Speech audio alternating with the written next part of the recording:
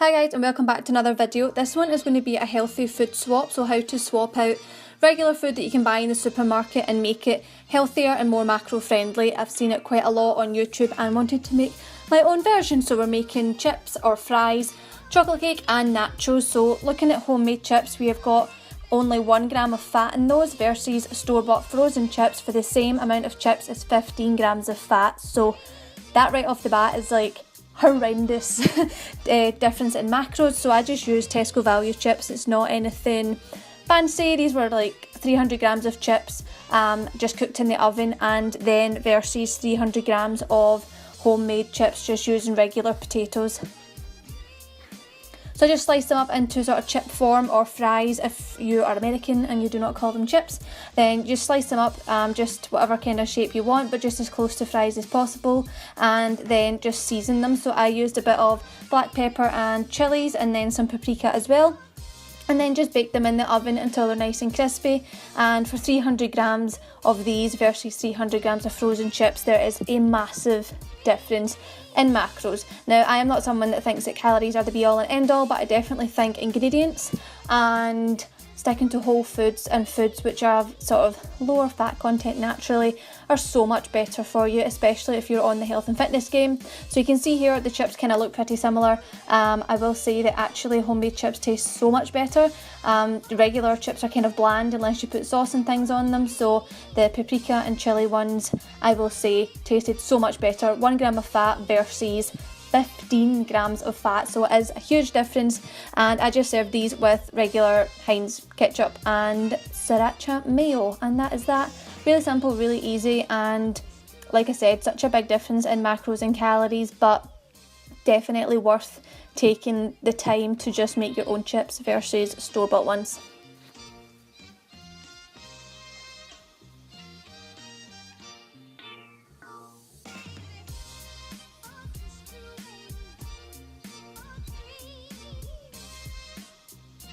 So second thing I made was homemade chocolate cake versus Betty Crocker cake. So this one per slice, which is 12th of the cake, is just about 5 grams of fat versus Betty Crocker cake, which per slice had over 16 grams of fat. So I'm not going to be a bore and say I never eat this cake. If it was a birthday or some kind of celebration, then yes, I would opt for the full fat, you know, chocolate cake if you like.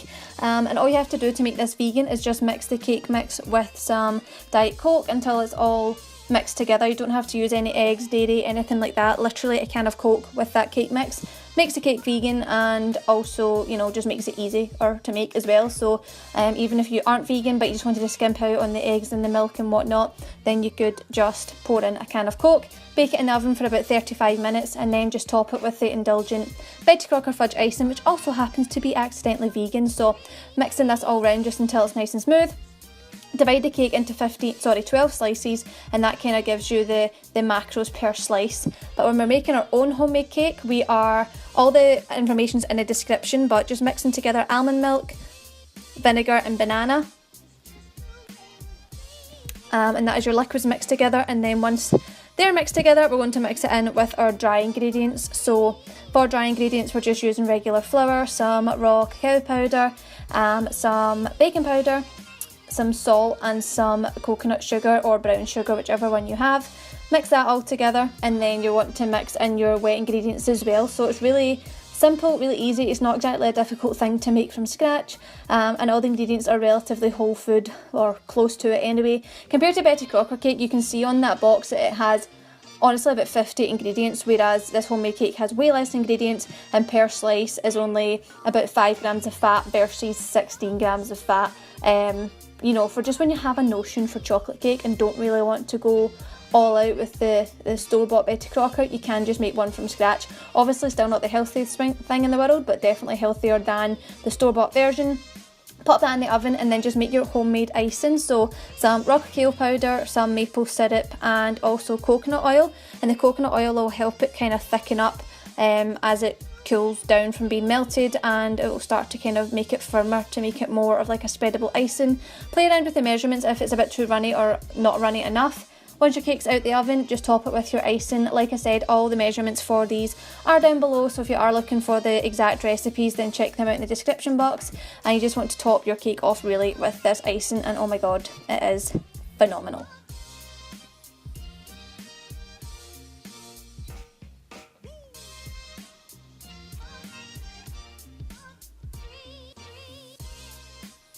So you can see the cakes look pretty similar. The Betty Crocker one is a bit darker with their icing, but just slicing it up, about a 1/12 of the cake is one serving size, and that is what the macros represent. So taking that off there, you will see by the macros that it's pretty much double everything, double the calories and double the fat just for a slice of chocolate cake. So like I said, obviously still not the super healthiest thing in the world, but if you are craving chocolate cake and want to make something relatively healthier than your store-bought one, then it definitely is a good option.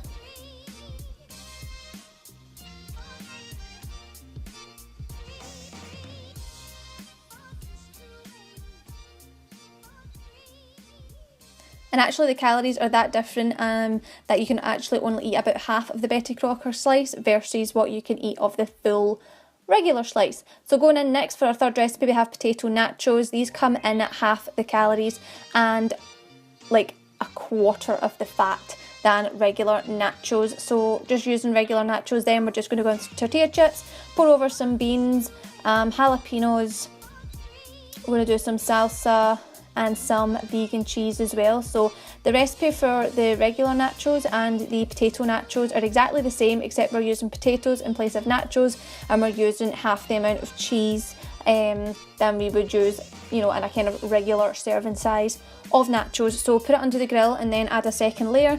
These do serve 2 people, both this one and the potato one, so the macros say per serving because there's 2 servings per recipe. So just again, crisps layered with salsa and beans, jalapenos and vegan cheese, and just pop it into the grill until it's all melted.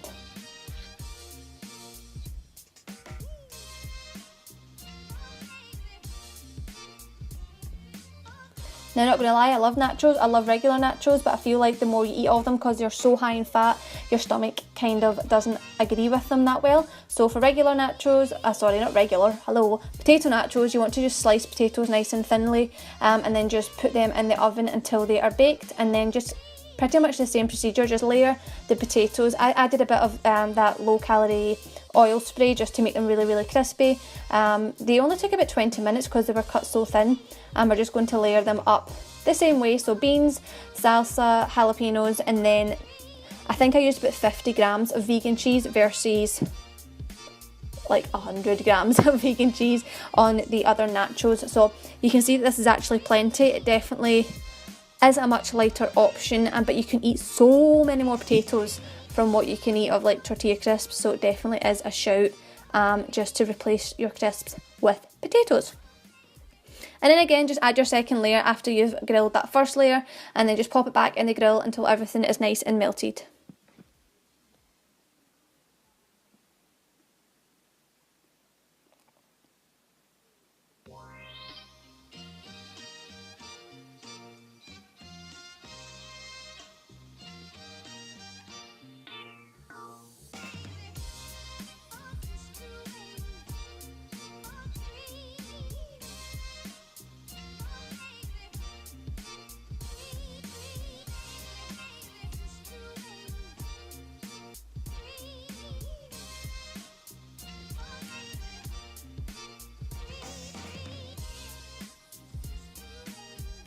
So nachos side by side, you can see that these potato ones are so good. They replicate nachos so well, and they are nice and thin and crispy, just like crisps, because we cut them that way and picked them with a tiny bit of no calorie spray. And then side by side, they are pretty much exactly the same meal, except your potato one has half the calories.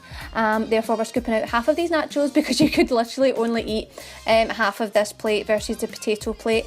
And like I said, this still has 20 grams of fat in it if you're only eating half of this, whereas the potato one still has even less fat with only 9.5 grams for, you know, the serving size. So hope you guys enjoyed this video. Definitely leave a thumbs up if you enjoyed it, subscribe if you're not already subscribed, and let me know if you like this style of video and we can mix it up and do more videos this kind of style. But thank you guys for watching. I hope you really did enjoy it. It was quite a long process of a video, but thanks for watching, and I'll see you soon.